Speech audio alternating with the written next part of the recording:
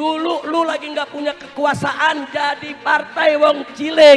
Begitu punya kekuasaan lu jadi partai wong licik. Betul? Betul? Begitu sekarang nggak kebagian kue, pura-pura terdalimi. Saudara nunggangi demo mahasiswa, kacau tidak? Begitu turun demo pakai nyariin Habib Rizik, mana Habib Rizik? Lu kangen sama gue? Kita akan seret mereka semua untuk dijebloskan ke dalam penjara. Takbir. Setuju tidak? Setuju tidak? Anak abah provokasi gerakan golput dan coblos 3 paslon agar suara-suara jadi tidak sah. Kacau kalian ya. Gak habis-habis ya kalian buat drama ya. Sekarang ada lagi gerakan golput ataupun gerakan nyoblos 3 paslon agar suaranya tidak sah. Terus sekarang ada lagi nih si Saharin, Pak Saharin mengatasnamakan masyarakat. Dia sebagai juru bicara Pak Anies Baswedan dibilang ini adalah bentuk kekecewaan masyarakat kepada elit partai politik karena tidak bisa buat Pak Anies maju. Kalian mengatasnamakan masyarakat yang mana? Hah? Kemarin abah kalian bilang semua partai politik tersandra. Sekarang anak abahnya nyala-nyalain partai politik karena tidak bisa mengakomodasi katanya Pak Anies untuk maju. Abah, anaknya sama aja. Halo anak-anak abah, saranku sudah kalian fokus bantu Pak Anies untuk buat partai ya. Jadi ini tabungan agar nanti di 2029 sudah siap untuk maju. Daripada kalian keluar, provokasi, nggak ada gunanya, nggak ada artinya ya. Bukan berarti kalian provokasi Pak Anies maju kan? Bukan artinya provokasi kalian membuahkan hasil Pak Anies jadi gubernur atau menjadi presiden kan? Jadi nggak guna kan? Ya udah tutup semua, tutup. Salah, stop ya. Jadi stop semuanya gerakan-gerakan gak penting kalian ini ya. Biarkan masyarakat memilih dengan hatinya ya, dan tanpa ada giring-giringan dari kalian. Oke, Mas. Bersama dengan saya adalah seorang pengangguran bernama Anies Baswedan. Mau jadi konten kreator? Gak tau nih lagi lihat apa opportunity. Mas Anies ditinggalkan partai pendukungnya. Ya clear lah, karena Mas Anies memang nggak punya partai, dia bukan pengurus partai, bukan ketua partai, ya kan? Sekarang saatnya peranan partai-partai, ya jadi elit-elit partai yang bergerak untuk membangun koalisi, apakah mendapatkan porsi kekuasaan atau tidak dapat. Ya. Tapi yang jelas kan Nasdem, PKS, PKB udah clear akan gabung ke pemerintahan Pak Prabowo, gitu ya. Nah, yang menarik adalah ketika kita membicarakan Mas Anies ini, karirnya akan seperti apa sih ke depan gitu. Ya kalau saya lihat kan, walau gimana pun dia sudah masuk ya ke jajaran tokoh nasional gitulah, ya, yang sebagai capres gitu. Ya harusnya dia tidak mendegradasi diri dia masuk ke ranah pilkada, walaupun di pilkada sendiri partai-partai pengusungnya kan nggak mau mengusung dia lagi gitu. Ya menurut kawan-kawan nih, sebaiknya dia kembali ke dosen lagi atau menjadi apa kira-kira? Bantu komen ya. Salah yang saya tahu, PD Perjuangan tidak mungkin mengambil orang dari luar selama kadernya siap. Kira kalau saya sebagai kader, pilihan saya pasti memilih kader sendiri. Karena fungsi partai itu salah satunya adalah sumber rekrutmen kader. Nah, ketika kita gagal mengusung kader sendiri, maka pada saat itu tentu kaderisasi kita gagal. Akhir-akhir ini beberapa pernyataan itu sangat keras, termasuk kepada beliau. Salah satunya mengatakan bahwa kan dia juga yang memenjarakan saya. Saya butuh penjelasan menyangkut dengan konteks informasi itu. Ini forum ini bermartabat bro. Jadi tidak ada kita potong-potong misalnya tiba-tiba apa itu seperti yang peristiwa itu dulu itu. Butuh penjelasan. Nah ketika kalau ada dari kasus seperti itu, saya tentu tadi berharap presiden, saya nggak salah gitu loh. Tuh udah kalah juga, kenapa saya masih masuk ke dalam tahanan? Kan bisa hukuman pencobaan supaya saya selesai Oktober kan. Ya udah saya kasih ke Anies kok, dia datang juga saya terima dengan baik-baik kan. Tapi ternyata analisa timnya mereka itu saya masih masuk. Dan gawatnya tuntutan ke saya kan bukan tuntutan 5 tahun loh, banyak orang salah paham. Kalau secara hukum dituntut di bawah 5 tahun dan dari awal tidak ditahan, begitu saya naik banding saya nggak bisa ditahan. Saya tetap kerja sebagai gubernur sampai Oktober kan. Makanya hakim begitu lihat itu tuntutan 4 tahun dari jaksa, diputusin pakai 5 tahun, supaya saya langsung bisa dikurung. Nah, Pak Jokowi waktu itu ke Papua, kok saya nggak tahu kayak gitu. Ya saya paham lah, secara politik timnya dalam ini menganggap kalau saya tidak dikorbankan, Pak Jokowi bisa nggak kepilih. Hanya Ibu Mega yang keberatan berjam-jam. Yang ceritanya Pak Tito sama saya. Pak Tito lobby sana lobby sini nih. Maksudnya Pak BG semua untuk meyakinkan Ibu Mega. Ibu Mega nggak terima. Saya harus dikurung gitu.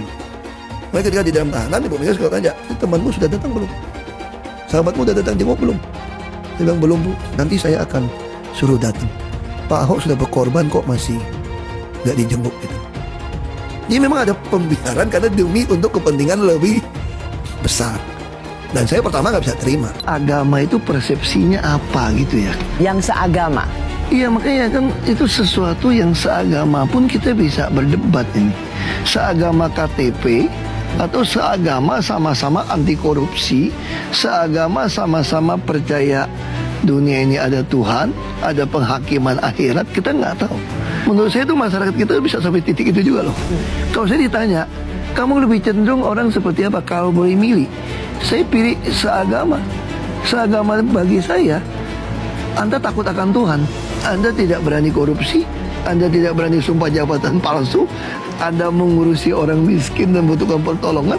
Nah saya kira ini sesuatu yang saya kira PD Perjuangan nggak pernah alasan seperti itu ya. Contoh tapi ini 2017 udah diminta mundur kok, udah pasti kalah kok, udah demo, udah dicap tersangka penista agama. Kenapa PD Perjuangan masih tetap ngotot mencalonkan saya? Dan bisa waktu itu karena sebagai partai pemenang di maksudnya sesuatu yang menarik, pemilu daerah. Kan? Jadi mesti ingat partai PD Perjuangan partai pelopor, kita ada partai kader, ideologi. Gimana supaya kader itu bisa terbentuk? Oke, kalau gitu saya masuk ke sini. Harus berprinsip itu. Aku ingat sebelum Pilpres kan sempat rame tuh statement Ahok soal Pak Jokowi dan Pak Prabowo harus hati-hati, kemudian melihat bagaimana hubungannya ke depan, bagaimana nanti setelah terpilih dan sebagainya pemerintahan. Melihat sekarang, kemarin kan dijenguk Pak Jokowi dan sebagainya, melihat hubungan antara dua presiden, yang satu upcoming, yang satu ongoing, itu melihat hubungan mereka, kira-kira negeri ini akan seperti apa ya? Ya, kalau dia bisa ngomong kayak begini benar sih ya puji Tuhan lah, alhamdulillah. Ya kan? Orang punya dua kepentingan, punya partai berbeda, kita nggak tahu. Saya nggak tahu. Jadi kadang-kadang tuh ya, Pak Jokowi kan nggak punya kita cuma, ya kan dia masih punya. Apalagi saya lihat ya, saya bukan menuduh atau gimana, saya melihat langkah catur ke depan. Kan MK juga sudah memutuskan tidak ada parlemen threshold. Itu artinya ke depan akan banyak dibentuk partai-partai baru kecil-kecil. Saya kira perjalanan ke depan akan banyak partai politik muncul-muncul. Bisa saja Pak Jokowi yang mimpin itu semua kecil-kecil digabung. Kalau Anda punya partai 2%, Anda punya 6 partai punya 12% loh. Kalau Anda punya 8% aja orang udah takut sama Anda di DPR. Apakah Ahok akan bersedia memaafkan Anies Baswedan setelah apa yang terjadi pada Pilgub DKI 2017 dulu? Dia bahkan pernah mendoakan agar Tuhan membalas orang-orang yang terlibat dalam pemenjaraan dia pada 2017 dulu. Dan Anies adalah salah satu orang yang bisa dibilang terlibat dalam konspirasi pemenjaraan Ahok. Mungkinkah dia kini memilih untuk mengalah dan bekerja sama dengan orang-orang yang dulu menzalimi dirinya, menzalimi rasnya, dan menzalimi agamanya? Ahok memang bukan pemimpin PDIP, tapi dia tetap adalah seorang tokoh yang berpengaruh besar terhadap masyarakat pendukung PDIP. Mereka percaya bahwa PDIP adalah partai yang paling keras memperjuangkan nasib kaum minoritas. Mereka adalah orang-orang yang sampai saat ini masih bisa merasakan kepahitan yang ditimbulkan politik identitas kubu Anies di masa kampanye Pilgub 2016-2017 dulu. Adinda Anies, faktanya dicurangin kayak gini, mau berteman juga sama pencurang. Ya nggak bener, kan udah diperingatin surat 6 tadi ya 70. Ya, karena setelah diumumkan ya oleh juga MK malah beri kasih ucapan selamat. Jadi mengucapkan selamat kepada kecurangan, bagaimana coba? Ya sama juga kita nggak boleh ngucapin selamat Natal dan sebagainya, itu ada peristiwa sejarahnya juga ada. Buya Hamka karena mengucapkan Natal sama dengan mengakui dong, itu kan konsep logika yang sederhana dari tauhid. Prabowo menang segera pindah agama. Saya nggak percaya. Ya, saya yang percaya yang menang itu adalah Anies Baswedan. Karena Allah tidak ridho Prabowo jadi presiden. Waktu saat kampanye bukannya berzikir malah berjoget-joget nggak jelas. Lihat Anies kampanye sambil jadi imam di Padang, kan itu malah jadi presiden. Mana pantas Prabowo jadi presiden, hasilnya apa? Kampanye bukannya berzikir, bukannya berselawat, malah joget-joget nggak jelas. Udah badannya pakai apa? Siapa yang jadi Bapak Presiden? Anis. Abah Anis jadi presiden. Entah dilantik Abah Anis nomor 1. Abah Anis.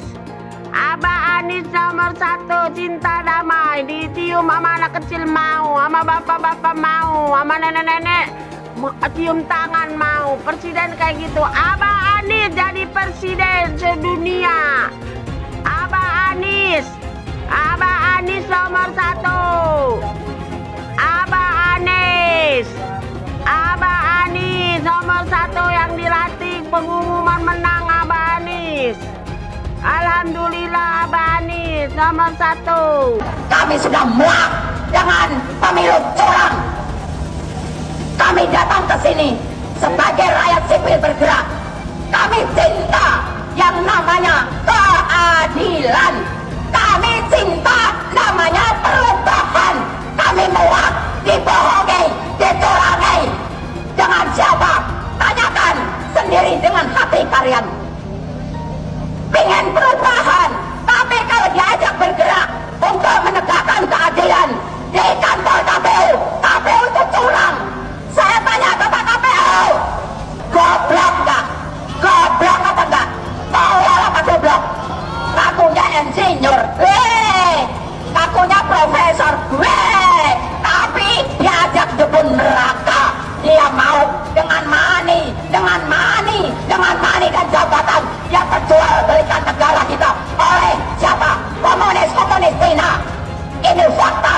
Kalian gak usah takut menyampaikan kebenaran. Kalian gak usah takut. Yang hak katakan hak, batil katakan batil. Allahu Akbar. Seharusnya pemilu diulang sampai Anies menang. Saya mensyukuri kenapa kalah, kenapa ditahan. Saya bersyukur atas itu semua. Saya coba bayangkan ya, kalau seandainya waktu itu kita menang gitu ya, hari ini belum tentu kita bisa nikmati seperti ini. Kita bersyukur 5 tahun Tuhan izinkan kasih ke orang yang pintar ngomong untuk kerja. Coba kalau kita bayangkan gitu ya, kalau kemarin saya masih jadi gubernur, ini saya udah turun ini. Tapi yang pintar ngomong itu dikira orang hebat kan? Ini lebih berbahaya tahun 2024, langsung ketahuan karakternya. Langsung ketahuan itu. Di saya juga ada kutipan Pak di kamar saya Pak. Tulisannya, Jakarta telah mengambil keputusan yang fatal. Jangan hanya konsentrasi pada pembangunan benda-benda mati yang indah difoto dan bisa ditunjukkan dalam 5 tahun hasilnya. Kalau kita mau menilai sebuah janji, maka lihat janjinya atau lihat kenyataannya. Dulu janjinya apa ya? Dan ini aneh, betul-betul aneh. Ini bukan kampanye, tapi saya sampaikan di sini. Di satu sisi menyiapkan jalur-jalur air untuk dikirim ke laut, di sisi lain di lautnya dipasang dengan pulau reklamasi, tinggal tunggu waktu jadi rob, air malin. Dan ini melawan sunnatullah. Kenapa? Air itu turun dari langit ke bumi, bukan ke laut. Harusnya dimasukkan ke dalam bumi, masukkan tanah. Di seluruh dunia air jatuh itu dimasukkan ke tanah. Bukan dialirkan pakai gorong-gorong raksasa ke laut. Jakarta telah mengambil keputusan yang fatal. Bukan banjir, itu memang parkir air. Bukan banjir, itu memang parkir air. Masyarakat berkeliling dengan membawa toa untuk memberitahu semuanya, termasuk sirine. Naik iPhone 82 miliar. Apa alat transportasi yang dimiliki oleh hampir setiap orang? Alat transportasi yang dimiliki semua orang adalah kaki.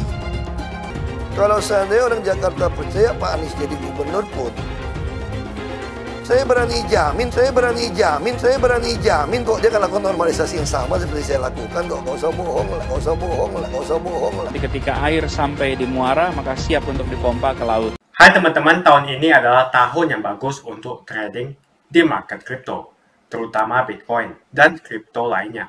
Teman-teman bisa gunakan kesempatan ini untuk mencari cuan dengan trading di market kripto. Untuk trading, teman-teman cukup registrasi dengan menggunakan link di kolom deskripsi, lalu deposit, tentukan apa yang ingin kalian tradingkan, lalu tekan tombol buy. Sesimpel itu. Untuk minimal deposit, cuman Rp400.000 saja. Kita tidak dikenakan fee sama sekali. Saat ini lagi ada promo spesial. Welcome bonus buat kamu yang register dan deposit. Teman-teman akan dapatkan 100% dari jumlah deposit pertama.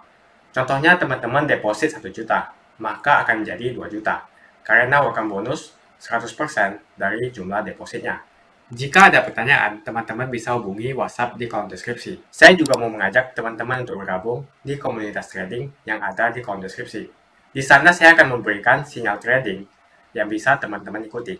Seperti biasa, kalau kamu suka dengan video ini, jangan lupa komen, klik like, dan subscribe. Saya lumayan prihatin, sedih, saudara, kecewa melihat kondisi umat yang belakangan ini kita mudah diadu. Kita memang banyak kecewa dengan partai, betul? Bahkan dengan partai Islam pun kita juga kecewa, betul? Betul? Nah ini sedih, resah kita, risau kita saudara, galau. Kenapa mesti kita sama kita yang ribut? Pertama saudara, saya mau sampaikan nasihat kepada pendukung partai Islam, khususnya pendukung PKS. Dan nanti yang kedua, saya mau beri nasihat kepada para pendukung Anies Baswedan. Setuju? Pusing kita lihat di Twitter, kok yang ribut jadi pendukung Anies sama pendukung PKS. Ada urusan apa? Sadar saudara, pendukung Anies kawan seperjuangan kita, pendukung PKS kawan seperjuangan kita. Kenapa kita mau diadu domba? Ini enggak, pendukung PKS saudara nyerang Anies, pendukung Anies nyerang PKS, lu kayak kekurangan musuh loh. Coba saya mau tanya, kacau tidak? Kacau tidak? Ini yang begini biarkan atau stop? Biarkan atau stop? Udah sekarang ini saya minta nih pendukung Anies sama pendukung PKS nggak usah ribut. Setuju? Setuju? Takbir! Kira-kira jelas gak? Jelas gak? Kemarin pendukung Anies sama pendukung PKS, saudara di Twitter sama-sama perang lawan Fufu Fafa. Lu tahu Fufu Fafa? Gua kira nggak tahu. Sekarang saudara pendukung Anies sama pendukung PKS dia ribut, ya Fufu Fafa girang, betul? Betul? Nah sekarang saya mau tanya, yang mesti diserang, nih saya mau tanya, jujur jawab dan kompak. Yang mesti diserang PKS atau Fufu Fafa? PKS atau Fufu Fafa? Baik, sekarang saya mau tanya lagi saudara, yang mesti diserang saudara, pendukung Anies atau Fufu Fafa? Yakin? Fufu Fafa bapaknya, aminnya, adiknya, kakaknya. Itu yang kita ganyang habis-habisan, betul? Ini yang diganyang pengikut Anies, yang diganyang pendukung PKS, Saudara, ini adu domba. Saudara, PKS dengan segala kekurangannya itu masih partai Islam, saudara kita. Dia bisa membawa suara kita untuk memperjuangkan nasib rakyat, insya. Nah, makanya sekarang begini. Oh, saudara, PKS kita ada di sana. Saudara, jangan kaget. Saya mau kasih nasihat buat Pak Anies dan pendukungnya. Kalau kalian bisa memaklumi, Nasdem lompat ke koalisi, PKB lompat ke koalisi. Kenapa kalian nggak bisa memaklumi kalau PKS lompat ke koalisi? Kondisinya sama. Kenapa untuk PKB kita maklum, untuk Nasdem kita maklum. Nah, itu kan tersandra. Giliran PKS kita nggak maklum. Kenapa? Kita mau diadu domba, saudara. Nggak boleh kita diadu domba. Kira-kira jelas gak? Jelas gak? Sallu ala Nabi, sallu ala Nabi. Dan media Islam, saudara, jangan terlalu nyerang PKS juga. Lu kayak nggak ada kerjaan nyerang PKS. Lah kan bisa nyerang yang lain. Betul? Nah, kebok merah lagi diem aja, nah kebok merah. Begitu saya mau tanya nih umat Islam, mau bersatu gak? Mau bersatu gak? Sekarang diadu pendukung Anies sama pendukung PKS. Saudara, kebok merah jadi pahlawan. Udah gitu saudara pakai ngomong, kita semua terzalimi. Dulu lu lagi nggak punya kekuasaan jadi partai wong cilik. Begitu punya kekuasaan lu jadi partai wong licik. Betul? Betul? Begitu sekarang nggak kebagian kue, pura-pura terzalimi.